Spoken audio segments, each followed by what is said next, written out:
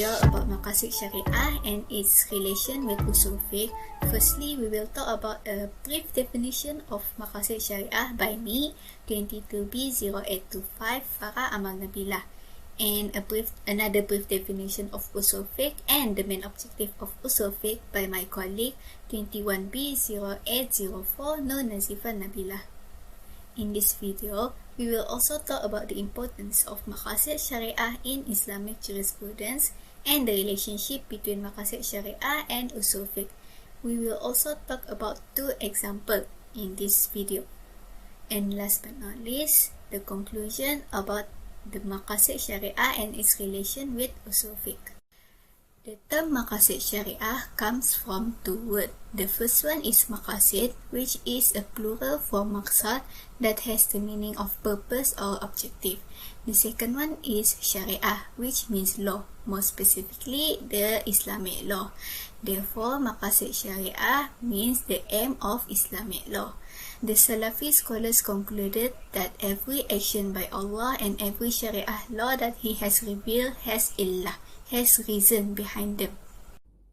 Usul Fiqh is made up of two words, usul, which means foundation upon which something is built, and fiqh, which means deep understanding.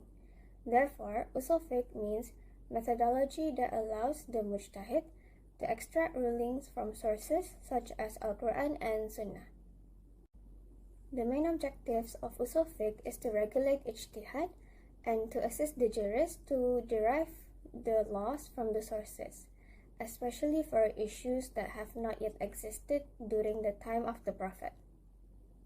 Maqasid Syariah and Usul Fiqh have a tight methodological relationship based on the objective of benefit for the community. Achieving human benefit both in this world and in the hereafter is the ultimate goal of the goals established and the application of Islamic law. Therefore, one must be knowledgeable in Maqasid Syariah in order to make Islamic law and provide answers to legal questions that are not stated in the Quran and the Hadith.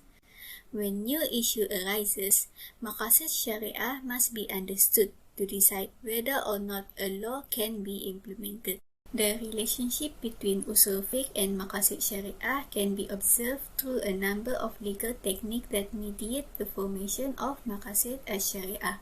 These techniques include the Ta'lilit method with Qiyas, which focuses on the illah.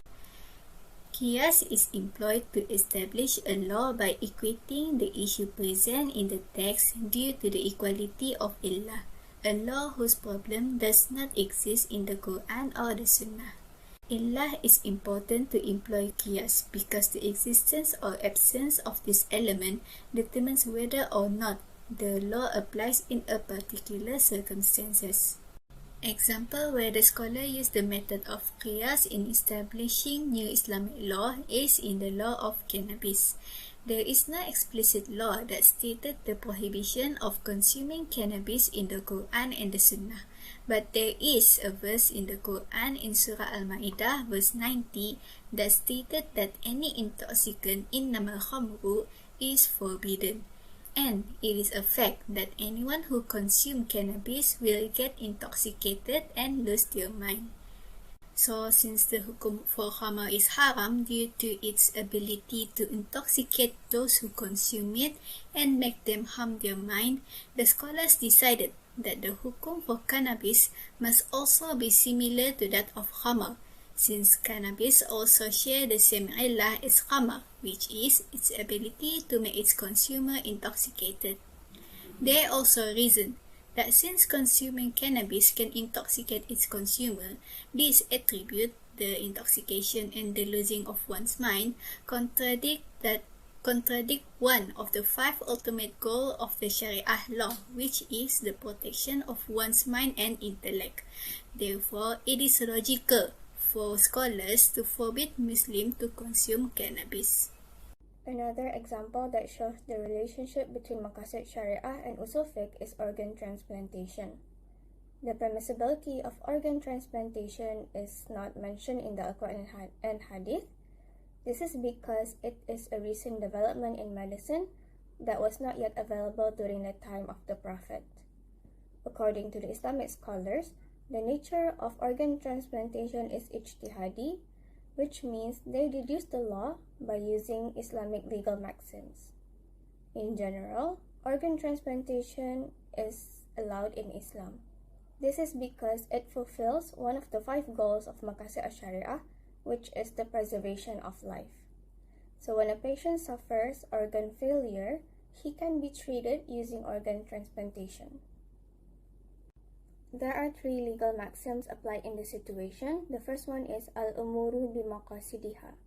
This means every action is evaluated according to its intentions and aims. In this example, the goal of organ transplantation is to save a person's life. Second, ad-dararu yuzal. This means harm needs to be eliminated. In this example, allowing the patient to die from organ failure is more harmful than trying to treat the patient using organ transplantation.